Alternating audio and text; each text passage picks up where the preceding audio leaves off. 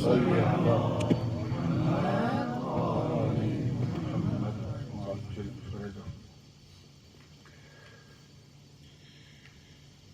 یہ جو نشست ہے وہ چونکہ دو محب اہل بیت مومن انسانوں کی تجلیل اور تکریم کے لیے ہے، ان کی خدمات کے اعتراف کے لیے ہے، اور کسی حد تک اس مقصد کے لیے بھی ہے کہ ہم ذرا دیکھیں ہر مومن، ہر متقی انسان اپنے جگہ پر دوسروں کے لیے نمونۂ عمل بھی ہوا کرتا ہے۔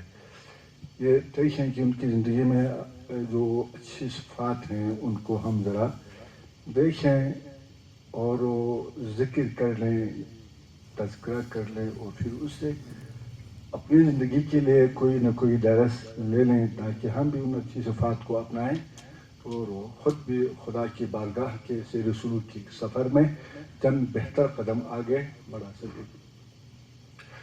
اس تناظر میں دیکھا جائے تو ان دو ہستیوں کی زندگی مختصر لفظ میں بتا دوں تو پھر قرآن کریم میں اول سے آخر تک دو باتیں ہیں کہ آمنوا وعملوا الصالحات، آمنوا وعملوا الصالحات۔ آمنوا وہ اللہ کو، اللہ کے نظام کو، اللہ کے دستور کو، اللہ کے برگزیدہ نبیوں کو مانتا ہو، اور اس کے بعد عمل الصالحات اس ایمان کے تقاضوں پر عمل بھی کرتا ہو، تو مومن بھی ہو، صالح بھی ہو۔ تو یہ جو مومن بھی ہو اور صالح بھی ہو، یہ دو ایسے لفظ ہیں جو جامع و معنی ہیں۔ تمام اچھی اقدار جو کسی بھی انسان کے سلسلے میں، تمام وہ اچھی صفات جو کسی بھی انسان کے اندر ہونا ممکن ہے، وہ انہی دو چیزوں میں منحصر ہے۔ انسان کی شخصیت یقینی بات ہے، انسان ہم جسم اور ہمارے وجود کے اندر موجود جو طبعی میلانات ہیں، ہمارے دوسرے حیوانوں میں جو مشترک ہیں، اس کو غریزہ بھی کہتے ہیں، طبعی میلانات بھی کہتے ہیں۔ کھانا پینا، اٹھنا، وسعت ہو، مارنا پیٹنا، کسی کے ساتھ اگر ہمدردی ہو، پیار ہو تو اس کے ساتھ میل جول رکھنا وغیرہ وغیرہ، اور اپنے پیٹ پالنے کے لیے ذرا تھا گدو کرنا، بھوک لگے تو پھر غذا کے تلاش میں نکلا، اگر کوئی خطرہ ہوا تو پھر خطرے سے بچانے کے لیے باکھڑے ہو گئے یا لڑ پڑے۔ تو یہ وہ چیزیں ہیں جو ہمارے اور حیوانات کے درمیان کوئی فرق نہیں ہے، اس کی ترتیب میں، طریقے میں، کمیت میں، کیفیت میں فرق ہے، وَإِلَّا وہی طبعی میلانات ہیں۔ تو انسان یہ نہیں ہے کہ وہ کچھ جسمانی تقاضوں کو پورا کرے، پیدا ہو اور پھر مرنے تک طبعی میلانات کو پورا کرنے کے لیے تگدو میں رہے اور پھر ایک دن مر جائے۔ انسان اس کے عقائد، افکار، اخلاق اور چال چلن، رفتار و کردار کا نام ہے۔ انسان کی شخصیت اس سے بنتی ہے، انسان کی انسانیت اس سے تشکیل پاتی ہے۔ تو یہ اگر خدا پسند ہو، خدا کی رضا کے مطابق ہو، خدا کے دستور کے مطابق ہو، اس ترتیب سے ہو جس ترتیب سے خالق کائنات نے بتا دیا ہے، تو پھر انسان کی شخصیت الہی شخصیت بن جاتی ہے۔ اس کو الہی انسان کہا جاتا ہے، اس کو مومن کہا جاتا ہے، اس کو صالح کہا جاتا ہے۔ لیکن اگر خدا نہ خواستہ ایسا نہ ہو، بلکہ انسان کے عقائد، اس کے افکار، اس کے نظریات، اس کی سوچ، اس کے رویے، اس کے اخلاق، اس کے رہن سہن، اس کا اٹھنا بیٹھنا اور دوسرے لوگوں کے ساتھ اس کے روابط، تعلقات، یہ جو اعمال ہیں، یہ اگر خدا نخواستہ حیوانوں کی طرح ہو، یا اگر شیطانی وسوسوں کے تابع ہوں، نفس امارہ کے ہدایت پہ وہ چلتا ہو، تو اس صورت میں اس کی شخصیت کو انسانی شخصیت یا الہی شخصیت نہیں کہا جاتا، بلکہ وہ ایک قسم کے شیطانی شخصیت، یا ہم اس کو حیوانی شخصیت کے دیکھتے ہیں۔ تو اس معیار پر بھی دیکھیں تو واقعاً یہ دو جو بزرگ ہیں ہمارے ساتھی ہیں جن کی زندگی سے کچھ سیکھنے کے لیے خوشچینی کے لیے ہم یہاں پر جمع ہوئے ہیں. تو ان کی زندگی ایک الہی شخصیت تھی, انسانی شخصیت تھی. جہاں تک حاجی محمد علی کے سلسلے میں مجھے ذرا کچھ عرض کرنے کا حکم ملا ہے تو انشاءاللہ مختصر چند منٹ میں چند نکات آپ کی خدمت میں عرض کر دیتا ہوں. اگر میں زبانی بولتا جاؤں تو پھر آپ سب کو معلوم ہے میرے دو احباب ہیں, میں تو 2 گھنٹے سے کم بولتا ہی نہیں ہوں, تو پھر کافی آپ کا وقت جائے گا. تو پھر اس کے بجائے ذرا میں نے کاغذ پر کچھ نوٹ لیے ہیں, انہیں کو میں انشاءاللہ ذکر کر لوں گا اور پھر اس کے بعد آپ کی زحمت تمام. حاجی صاحب کے ساتھ تقریباً میرا جہاں تک حافظہ کام کرتا ہے, میری پہلی ان کے ساتھ ملاقات یا نشست جو ہمارے ساتھ رہے, تعارف سا رہا, انتہائی کمتر درجے پر معمولی آشنائی کی حد تک, تو وہ سن 1977 کی ہے. سن 1977 تقریباً 77 تھا, کوئی اپریل سے لے کر دسمبر تک, اپریل سے دسمبر تک کے عرصے میں اس وقت ماہی آباد میں ایک مدرسہ تھا مومنین کا, جو باقاعدہ مدرسہ تھے. اس سے پہلے تو تھے نار میں تھے, وہ چٹون میں تھے, تو وہ ختم ہو چکے تھے, ادارے کی شکل میں نہیں تھے, شخصیات کی ذات پر وہ منحصر تھے, تو شخصیات گئی تو یہ مدرسہ بھی ختم ہو گئے تھے.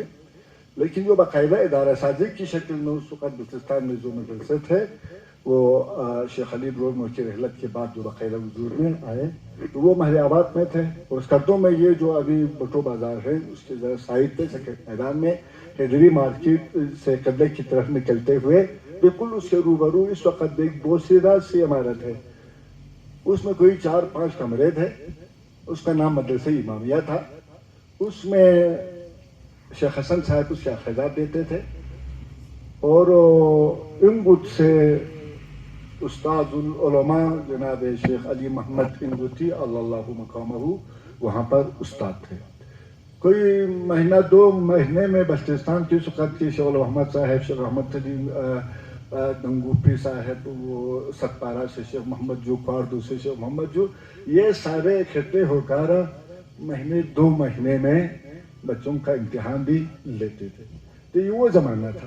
تو اس زمانے میں اپریل سے دسمبر تک اس مدرسے میں خپولو سے آیا تھا. تو میں شیخ علی محمد انگوتی کی خدمت میں اقامتی حصے میں دن رات وہاں رہنے والے حصے کو, اس کو عموماً شب باش کہتے ہیں, فارسی اصطلاح ہے شب رات باش رہنا, شب باش رات کو وہاں رہنے والے طالب علم اقامتی. تو میں اقامتی حصے میں تھا, ہم کوئی 15-20 طالب علم تھے, اور تقریباً حاجی صاحب اس کے روزانہ کے حصے میں آتے تھے سپہر کو. وہ سپہر کو شیخ علی محمد انگوتی اللہ مقامہ ہمارے استاد, خدا ان کی درجات بلند کرے, اور ان کی طرح تمام علماء حقہ کی بلندے درجات جو زندہ ہیں ان کی توفیقات میں اضافہ کے لیے صلوات پڑھیے گا.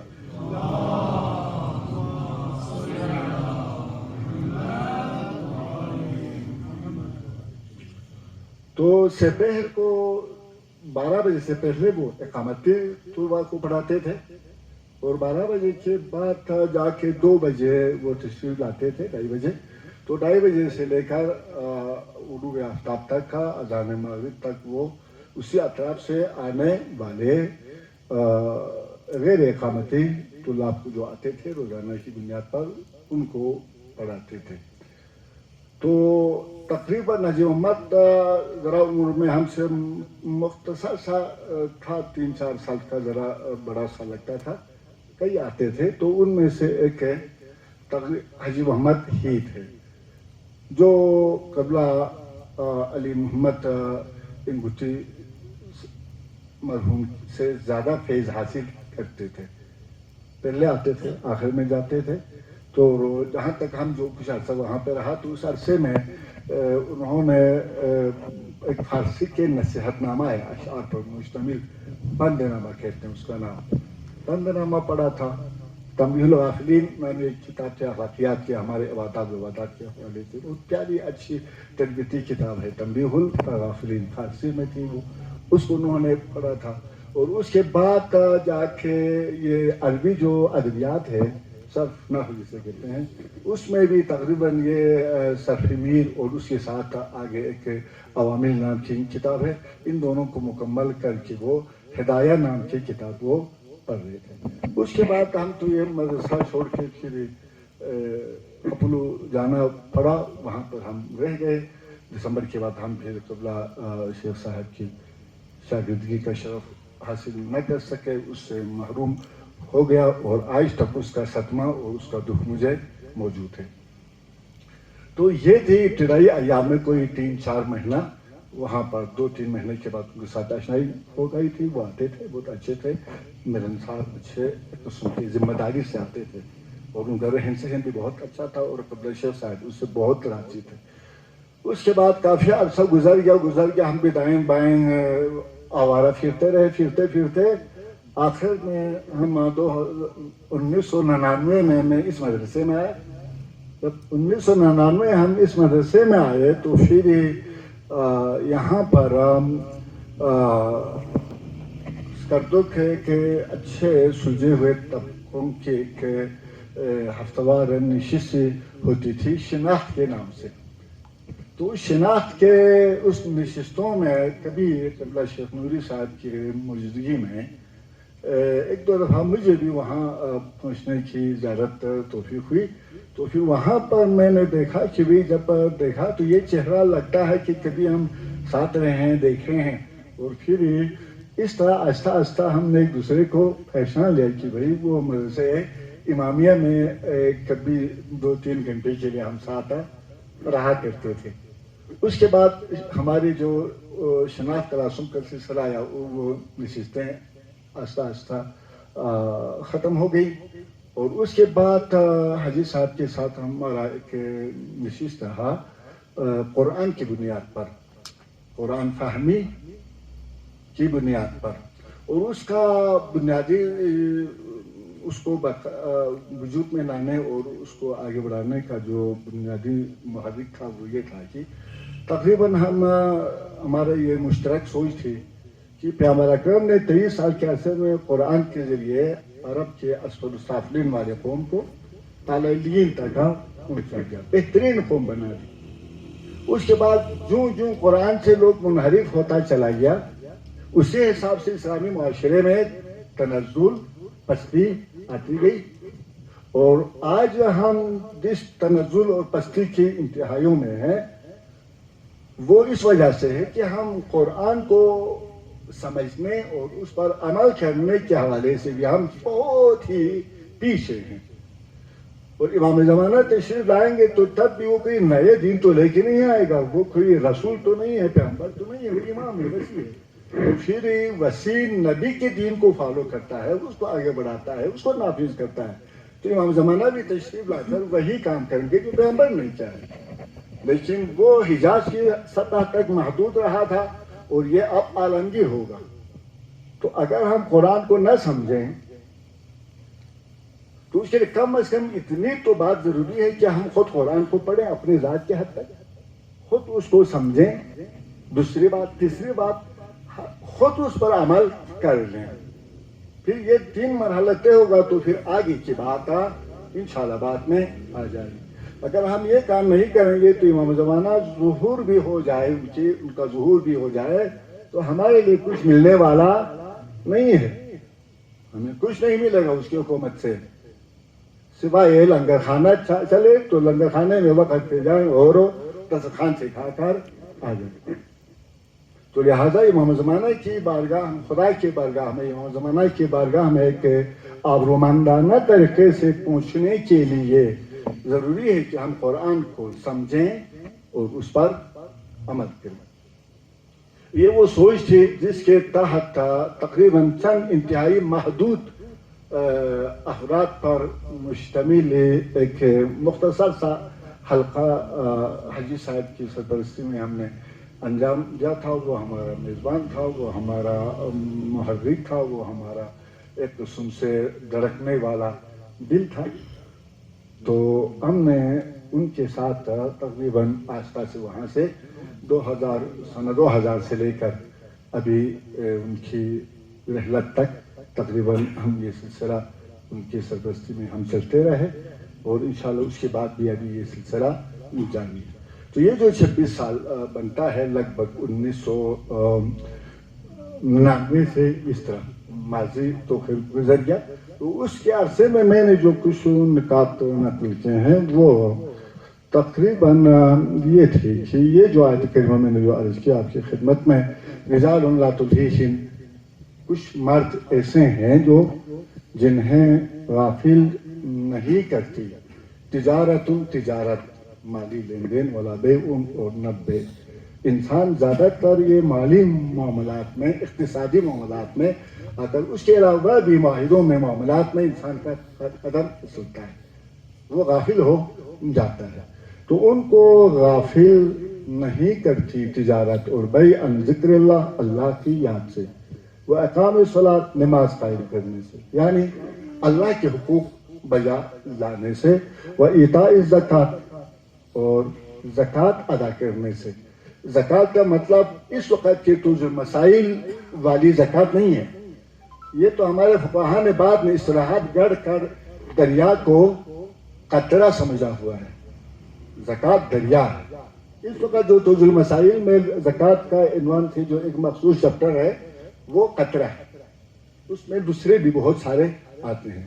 مجموعی طور پر قرآن کریم میں ایتاء زکوٰۃ حقوق الناس کی رعایت, میرے اوپر جو اللہ کے بندوں کے حقوق ہے, مخلوقات کے حقوق ہے, اس کو پاکیزہ طریقے سے ادا کرنا, اس طریقے سے ادا کرنا کہ وہ معاشرتی بڑھوتری کا سبب بنے, نشو و نما کا سبب بنے, بہتری کا سبب بنے. تو اس کو کہتے ہیں ایتاء زکوٰۃ, یعنی حقوق الناس مختصر الفاظ میں. تو وہ حقوق اللہ ادا کرنے سے بھی وہ غافل نہیں ہوتے, حقوق الناس ادا کرنے سے بھی وہ غافل نہیں ہوتے. یخافون یوما تتقلب فیہ القلوب والابصار, اور وہ ہمیشہ اس دن سے ڈرتے رہتے ہیں جس دن میں انسان کے دل اور اس کی نگاہیں بدل جائیں گی. جس دن نگاہیں بدل جاتی ہیں, دل بدل جاتے ہیں, تو اس دن سے وہ ڈرتے رہتے ہیں. اس دن سے مراد موت کا لمحہ اور قیامت کا لمحہ ہے. یعنی ہر وقت اسی اقتصادی جد و جہد کے جنگ میں بھی, انہی گہمہ گہمی کے اندر بھی خدا فراموش نہیں کرتا, حقوق اللہ فراموش نہیں کرتا, حقوق الناس فراموش نہیں کرتا, اور قیامت فراموش نہیں کرتا. قیامت کو بھی ہر وقت نگاہوں میں رکھتے ہیں. تو یہ تھی وہ چیز. اور اسی حساب سے جو ہم نے جو قرآنی کلاس میں جو ہمارے تھے, جو مختصر سی نشست تھی, اس میں ہم موضوعی طور پر 1-2 آیت کا ترجمہ پڑھتے تھے. اتنے سا کام کرتے تھے, 1-2 آیت کا ترجمہ پڑھتے تھے, اسی کو ہر ایک پڑھ کر دوسرے کو سناتے تھے, اور پھر کوشش کرتے تھے اسی پر عمل کریں. تو اس دوران جو میں نے مشاہدہ کیا, تو وہ بھی اس آیت کے بھی تقریباً اس پر عمل پیرا تھے. انما المؤمنون الذین اذا ذکر اللہ وجلت قلوبہم, مومن وہ ہیں جب خدا کا ذکر آئے تو اس کے دل میں خوف خدا پیدا ہو جاتا ہے. وَإِذَا تُلِيَتْ عَلَيْهِمْ آيَاتُهُ زَادَتْهُمْ ایمانا, آیت کی تلاوت کی جاتی ہے تو ایمان میں اضافہ ہو جاتا ہے. ابھی ہم عبد الباسط کی تلاوت سن لے تو جھوم تو جاتے ہیں, ذوق تو آ جاتا ہے, لیکن ممکن ہے بہت سارے لوگوں کو لے بس تسکین ذوق, مجلس کا اختتام, اثر بھی ختم. خدا رحمت کرے ہمارے دوست شیخ حافظ علیہ الرحمہ. وہ کہتا تھا کہ ہماری حالت اس ٹوکری کی سی بن گئی ہے جو پانی میں ڈبو دی گئی. جب پانی میں ٹوکری ڈبو دی جاتی ہے تو فوراً بڑھ جاتا ہے, بڑھ جاتی ہے، نکالتا ہے تو فوراً خالی ہو جاتا ہے، پھر 2-3 منٹ کے بعد وہ سوکھ بھی جاتا ہے، باقی تری بھی ہو جاتی ہے۔ ہم بھی قرآن پڑھتے ہیں، عمل کرتے ہیں، دعائیں پڑھتے ہیں، محفل واعظ و نصیحت میں شرکت کرتے ہیں، تو پھر اسی وقت ٹوکری کی طرح ہمارا دل و دماغ سیراب ہو جاتا ہے، بڑھ جاتا ہے ایمان سے، اور اس کے بعد محفل سے اٹھتے ہی ٹوکری خالی، 1-2 گھنٹے گزرنے کے بعد تری بھی خوش نہیں ہوتا تھا ایسا۔ وجلت قلوبہم تلیت علیہم آیاتہ زادتہم ایمانا، ایمان میں دن بدن اضافہ ہوتا ہے۔ وعلی ربہم یتوکلون، ہر معاملے پر خدا پر بھروسہ رکھتے ہیں، ہر وقت خدا کے حکم کو دیکھتا ہے کہ خدا کیا فرماتا ہے، خدا کی رضا کیا ہے، اسی پر چلتے ہیں، پھر کسی اور چیز کی پرواہ نہیں کرتے۔ توکل بر خدا، الذین یقیمون الصلاۃ ومما رزقناہم ینفقون، وہ زکوٰۃ دیتے ہیں، نماز قائم کرتے ہیں، اور جو کچھ خدا نے انہیں دیا ہے اس سے راہ خدا میں خرچ کرتے ہیں۔ صرف واجبات پر اکتفا نہیں کرتے، بلکہ جو دیا ہے اسی تناسب سے وہ، جتنا دیا ہے، جو دیا ہے اسی تناسب سے وہ خرچ کرتے ہیں۔ اولئک هم المؤمنون حقا، یہی سچے مومن ہیں۔ لہم درجات عند ربہم، بارگاہ الہی میں ان کے لیے بلند درجات ہیں۔ ومغفرۃ، اور ان کے لیے مغفرت ہیں۔ یہ تو معصوم تو نہیں ہے، انسان ہے، نارمل انسان ہے، تو تمام تر کوششوں کے باوجود ان کے فکر و عمل میں کمی رہ جاتی ہے، کوتاہی رہ جاتی ہے، خامیاں رہ جاتے ہیں، نقص رہ جاتے ہیں، کبھی کبھی ان کے قدم ڈگمگا بھی جاتے ہیں، تو پھر مغفرت، رب ذوالجلال انہیں عفو کر دیتا ہے، معاف کر دیتا ہے، اس کے ان گناہوں کی وجہ سے، ان غلطیوں کی وجہ سے جو زخم پڑتے ہیں جسم پر، ان کو خدا منتقل کرتا ہے۔ ورزق کریم، اور ان کے لیے باعزت رزق ہے۔ یہ تھا خلاصہ۔ اب آئے الگ الگ 12 صفتیں۔ ایک تو وہ ولایت محور بابصرت مومن تھے، ولایت محور تھے، ایماندار اور شرعی اصولوں کے پابند تاجر تھے، دکانداری وہ کرتا تھا تو پھر اس کی دکانداری شرعی اصولوں کے پابند تھے، مومن تھے۔ معاملات میں اندھی تقلید نہیں کرتے تھے، آزاد فکر تھا، اور وہ خود اپنے ذات پر وہ معاملات کا، حادثات کا، شخصیات کا تجزیہ و تحلیل رکھتا تھا، اور پھر کہتا تھا ان رائل کی بنیاد پر میرا موقف یہ۔ تو پھر یہاں سے ہم ذرا ٹھونسنے کی کوشش کریں تو پھر کسی کو صرف اس کی شخصیت اچھی ہے بنیاد پر وہ کسی کی بات ماننے کے لیے تیار نہیں تھے۔ عالم شناس اور قدردان تھا، کتابیں پڑھنے پر عالم بن جاتا ہے، کسی بھی شعبے کا بھی ہو، سیکھتا ہے تو جانتا ہے تو عالم بنتا ہے، عالم جاننے والا۔ تو پھر علماء کو جانتے بھی تھے، اور جو اچھے علماء تھے ان کا وہ قدردان بھی تھا۔ دینی ملی معاملات میں حساس تھا اور احساس ذمہ داری رکھتے تھے، معاشرے میں ہونے والے اونچ نیچ معاملات پر، سیاسی، اجتماعی، معاشی، دینی ہونے والے اونچ نیچ پر وہ توجہ رکھتا تھا اور حساس تھا، اور اس سلسلے میں وہ کھاتا تھا ہماری کچھ ذمہ داری بنتی ہیں، آئیں دیکھیں کیا ذمہ داری بنتی ہیں، اور ہم اس کو بہتری کی طرف لے جانے کے لیے کیا کر سکتے ہیں۔ تو یہ احساس ذمہ داری رکھتا تھا یہ بندہ ہوا۔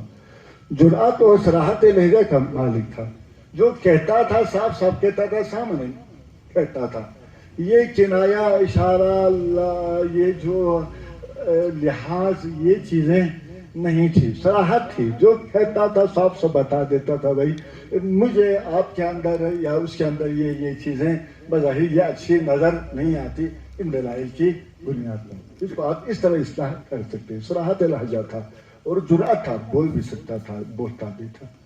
معاملہ فہم اور دراندیش تھا، وہ دستی چیزوں کو بھی دیکھتا تھا، سامنے کیا کچھ ہے اور ان معاملات کا مستقبل پر کیا اثر پڑے گا، دراندیش بھی تھا اور وہ معاملہ فہم تھا۔ کسی حد تک جہاں تک میرا یہ جو عرصہ رہا ہے تعلقات کا، تو میرے اور میرے دوسرے دوست بھی اس کا شاہد ہیں کہ وہ آئینے کی طرح تھا، آئینے کی طرح۔